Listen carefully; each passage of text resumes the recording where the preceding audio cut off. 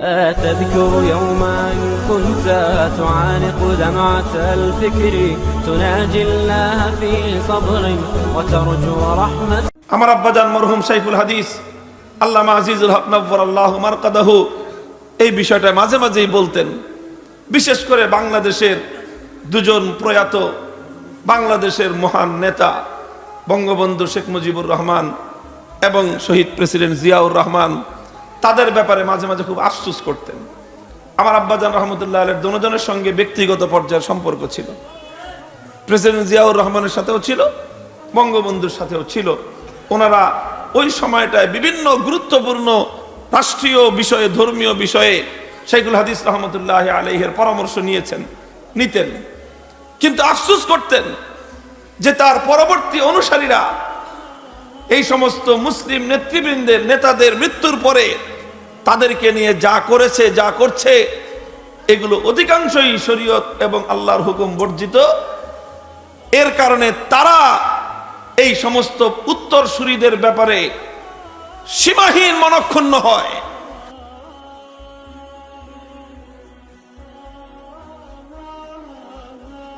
একজন লয়ার, একজন আইনজীবী, তিনি একটি লিগ্যাল নোটিশ জারি করেছেন। রাষ্ট্র ক্ষমতা ইসলাম থাকবে কি থাকবে না এই বিষয় নিয়ে তিনি বিভিন্ন দলের মহাসচিবদের কাছে তিনি উকিল নোটিশ পাঠিয়েছেন। উকিল নোটিশ তাবিজ বানায় যখন গলায় ঝুলিয়ে দেওয়া হবে তখন বুঝবা উকিল নোটিশ কাকে বলে। এটা বাংলাদেশ।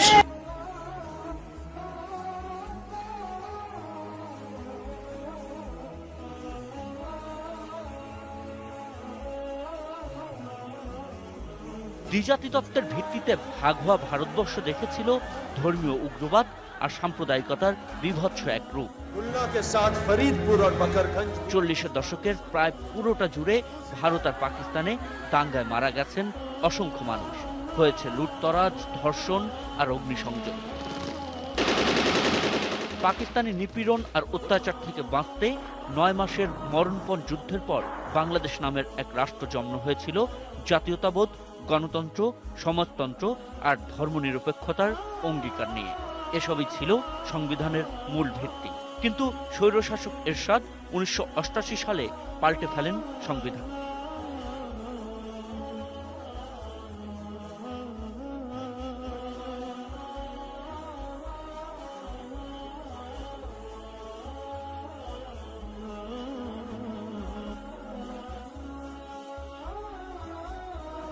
ইসলামই থাকছে রাষ্ট্রধর্ম। দুপুরে সংবিধানে ইসলামকে রাষ্ট্রধর্ম হিসেবে অন্তর্ভুক্তির বিরুদ্ধে দায়ের করা রিট খারিজ করে দেন হাইকোর্ট। 28 বছর আগে 15 বিশিষ্ট নাগরিক এই রিটটি করেন। আদালত তার আদেশে বলেছেন ওই নাগরিকদের এ ধরনের রিট করার অধিকারই নেই।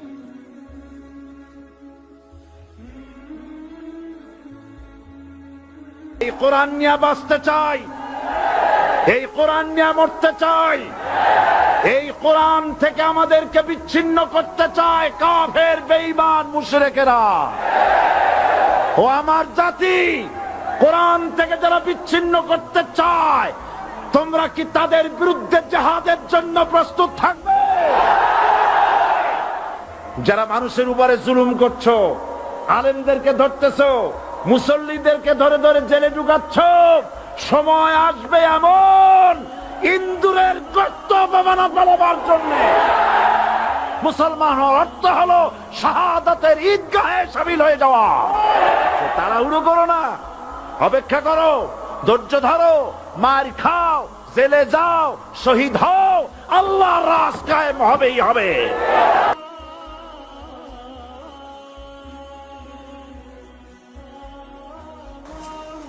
এবং তাদের হৃদয়ে আঘাত লাগে, তারা কবর জগতে অপমানিত হয়।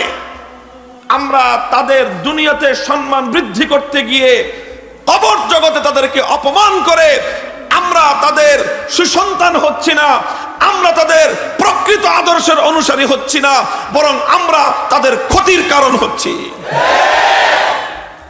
একটু বোঝা উচিত। আল্লাহ পাক বুঝবার তৌফিক দান করেন।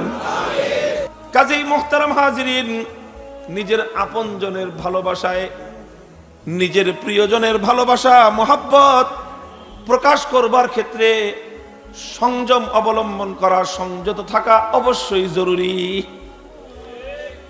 আপনি ভালোবেসে আপনার বাবার জন্য এমন কিছু করলেন, অথচ আপনার ওই আচরণে আপনার বাবা ফেরেশতাদের সামনে লজ্জা পেল।